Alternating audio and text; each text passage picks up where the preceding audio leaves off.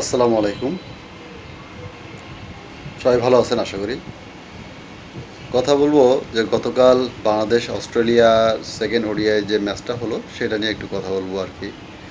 উম, এটা খুবই আনন্দের, গর্বের যে বাংলাদেশ সিরিজ জিতেছে অস্ট্রেলিয়ার বিরুদ্ধে। আহ, আমি অ্যাজ এ দর্শক, মানে আমি তো আসলে কোনো সাংবাদিক না বা কিছু না, আমি আমার কিছু ভিউ আসলে একটু ইউটিউবে দেই, আপনারা হয়তো কিছু দেখেনই আর কি। তো সেটা আর কি বলি যে আমি অ্যাজ এ দর্শক হিসেবে কিছু কথা বলি আর কি। এটা খুবই গর্বের, অবশ্যই গর্বের যে আমরা অস্ট্রেলিয়ার মতন দেশের বিরুদ্ধে সিরিজ, ওডিআই সিরিজ জিতেছি আর কি। এখনও একটা ম্যাচ হাতে বাকি আছে। প্রথমত বলতে হয় যে 21 বছর পরে আমাদের প্রথম ম্যাচ আমরা জিতি অস্ট্রেলিয়ার বিরুদ্ধে, প্রথম ওডিআইতে। এর আগে কার্ডিফে সে অস্ট্রেলিয়া, সে মহাকাব্য যেটা এটা আসলে আশরাফুলের একক নৈপুণ্যে আমরা যে ম্যাচটা জিতেছিলাম। আর এবার জিতলাম আর কি। একটা দলগত পারফরমেন্স আর কি এটাই। এবারে টুর্নামেন্ট, এবার সিরিজ বা এবারে যে ম্যাচটা আসলে পুরোটাই দলগত পারফরমেন্স। তার মধ্যে তো কিছু কি পারফরমেন্স থাকে, একদম তো আসলে একজনের উপর তার কিছু হয় না। আহ, দলগত পারফরমেন্সটা চোখে পড়েছে আর কি। হ্যাঁ, এর মধ্যে কিছু এক্স ফ্যাক্টর ছিল, কেউ ভালো খেলেছে। তো যেটা বলি যে আমার কাছে, আমি পার্সোনালি আমার কাছে মনে হয় যে এটা একটা দলগত পারফরমেন্সের ফল হিসেবে আমরা অস্ট্রেলিয়ার বিরুদ্ধে আমরা দুটো ম্যাচ জিতে সিরিজ জিততে পেরেছি আর কি। সেকেন্ড ম্যাচে, প্রথম ম্যাচে যেমন ব্যাটসম্যানরা যেরকম ভালো করেছিল, বোলিংয়েও সেরকম ভালো ছিল। সেকেন্ড ম্যাচে এসে কিন্তু তার থেকে মনে হয়েছে যে আরও বেশি বোলিংয়ে মানে বাংলাদেশ ভালো করেছে আর কি। প্রথমে তো অস্ট্রেলিয়া ব্যাটিংয়ে নেমে আর কি প্রথম, মানে কি বলবো, 0 রানে 3 উইকেট ফেলে দিয়েছে বাংলাদেশ। এটা আসলে খুবই কম এই ধরনের রেকর্ড দেখা যায় আর কি। যেটা অবশ্য বাংলাদেশেও একবার হয়েছে শ্রীলঙ্কার বিরুদ্ধে বিশ্বকাপে। আরও হয়তো কয়েকটা 3টা 4টা দেশ আছে, আমি এখন আমি একবার একটা এই রেকর্ডটা দেখছিলাম আর কি, দেখতেছিলাম যে এই 0 রানে 3 উইকেট বা 4 উইকেট এরা আসলে আর কোন কোন দেশ আছে মানে অস্ট্রেলিয়ার সাথে। তো অস্ট্রেলিয়ার সাথে বাংলাদেশ আছে, সম্ভবত পাকিস্তান আছে, আর কয়েকটা দেশ আছে আর কি, 4টা 5টা দেশ আছে আর কি, যা দেখলাম আর কি। তো সেখানে বোলিংয়ে আর কি তাসকিন মুস্তাফিজ দুজনে ভালো বল করেছে। আমি তো এর আগে, আমার আগের ভিডিওতে আমি বলেছি যে তাসকিন মুস্তাফিজ বিশ্বমানের বোলার, অবশ্যই বিশ্বমানের বোলার। ওরা এতদিন ধরে খেলছে, এতদিনের অভিজ্ঞতা, এটা তো আসলে বিশাল একটা বাংলাদেশের জন্য একটা ব্যাপার। মুস্তাফিজ নিজেকে ধীরে ধীরে অনেক পরিণত করেছে, তাসকিনও করেছে। নতুন এসেছে আসলে নাহিদ রানা, সে প্রথম ম্যাচে অসাধারণ বল করেছে। দ্বিতীয় ম্যাচে এসে হয়তো একটু, মানে আমার কাছে একটু আর কি, কী বলা যায়, একটু খাপছাড়া আর কি ছিল আর কি, বা লাইন ছাড়া ছিল আমার কাছে মনে হয়েছে।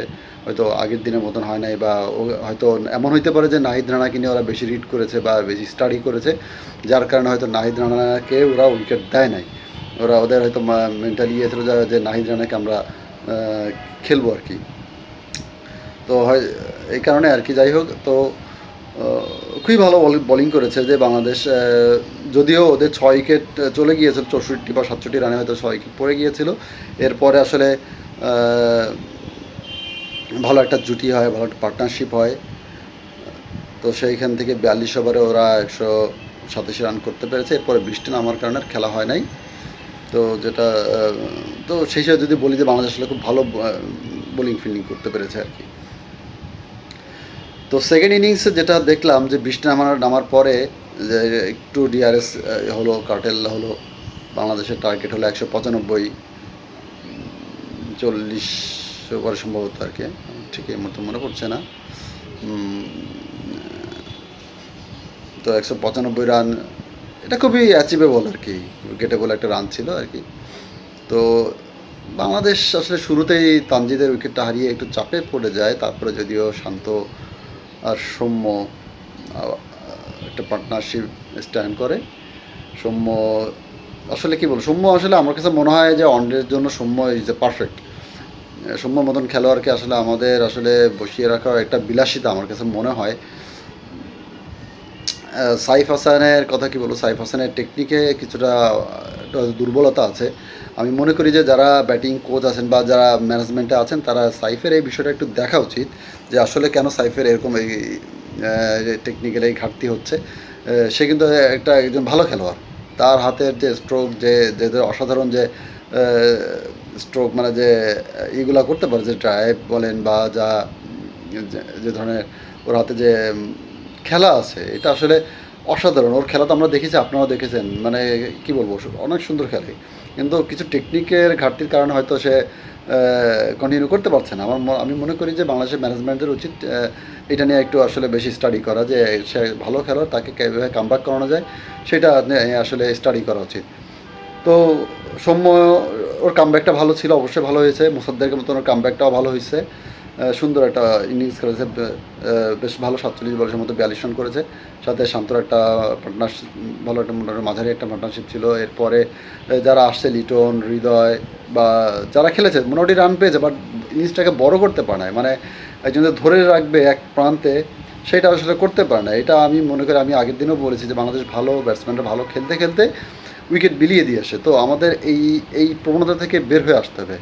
যারা ম্যানেজমেন্টে আছে, যারা ব্যাটিং কোচ আছেন, তাদের এই বিষয়গুলো অবশ্যই সিরিয়াসলি দেখা উচিত এবং এটা নিয়ে কাজ করা উচিত।